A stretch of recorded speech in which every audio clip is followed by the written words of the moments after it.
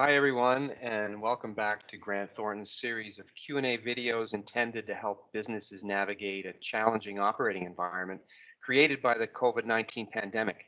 My name is Jim Copeland. I'm the Chief Operating Officer of Grant Thornton LLP, and I'm very pleased to welcome Scott Beaton, practice leader on our advisory team today. Happy to be here. Thank you. Scott, the isolation rules we're dealing with are lasting longer than I think anyone expected, and still with a fair amount of uncertainty around when and how they'll end. As a result of that, many consumers are changing the way they shop, turning to e-commerce for their needs in increasing numbers. So I've asked Scott to join us today to talk about how businesses can shift to e-commerce and how they can navigate that change. So Scott, before we get into the details, maybe just a little bit of insight into how large e-commerce is in Canada and what's changed in the last month. Yeah, so retail business in Canada in 2019 was $615 billion, but out of that, only 4%, even less than 4%, was actually done through e-commerce. So we know the big retailers, they're heavily in the space, but for most businesses, e-commerce just wasn't a strategic priority.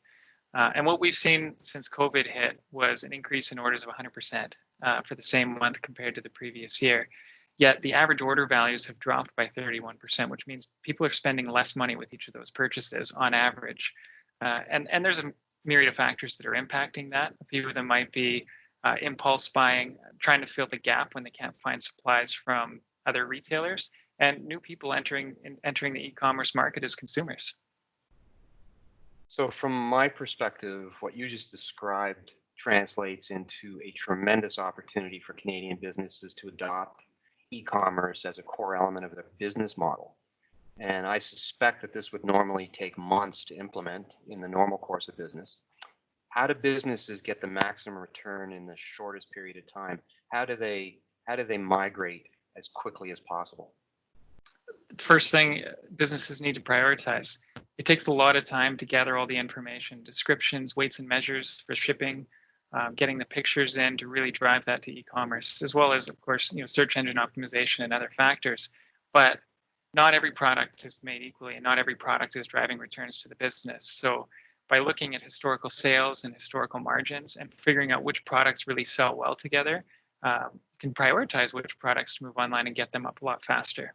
So what you just described sounds like a fairly time-intensive process, right? A lot of work in getting all the products online. Is there a way to automate and simplify the process of migrating products to an online commerce platform? Yeah, absolutely. So for a lot of vendors, actually, when retailers have vendors that actually store a lot of this information on their own portals, so the images and the descriptions can be quickly loaded from the vendors into their own systems. For most product categories, though, that might not be the case. But most retailers have their inventory stored somewhere. So they might have an inventory management system outside of their e-commerce platform. And although it might not have the pictures and descriptions, they can start migrating a lot of the product data, the names, the costs, the pricing, and that can really get things moving along quickly.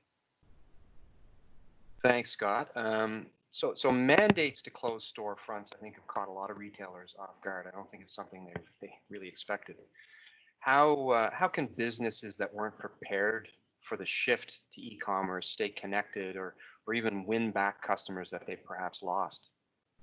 Yeah, so the first thing is communicate. I mean, customers understand that this takes time, that nobody saw this coming, and the impact has hit everybody really hard. So they've got patience. But what they need to know is that the retailers are actually working on solutions, that they're working on getting products online, and that they stay in touch. So that's really important to keep them informed, to help bring them back in when the products are ready to go.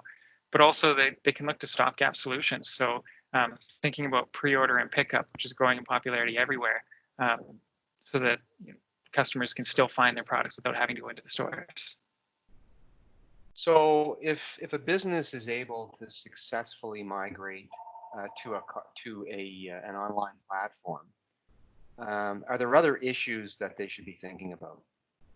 Yeah, absolutely. It's right after that, then retailers really need to think about managing the scale, both in the fulfillment and the shipping process. Obviously, there's a huge transformation that's taking place in postal right now as well.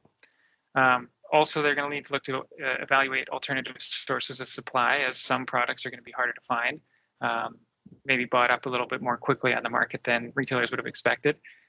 And then they've really got to be thinking about the solvency of the suppliers that they're working with, and other supply chain risks. If it's a critical product that they're providing their customers and they can't find it, or they don't have alternative sources, that can really be disruptive.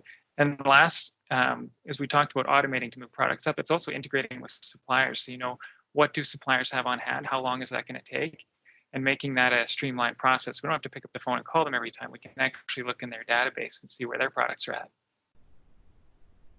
Scott, thanks very much for your time and your insights on this really important topic. And thanks to our viewers for joining us.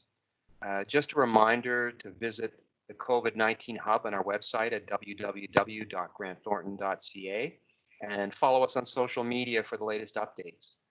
Thanks, everyone, and please stay safe.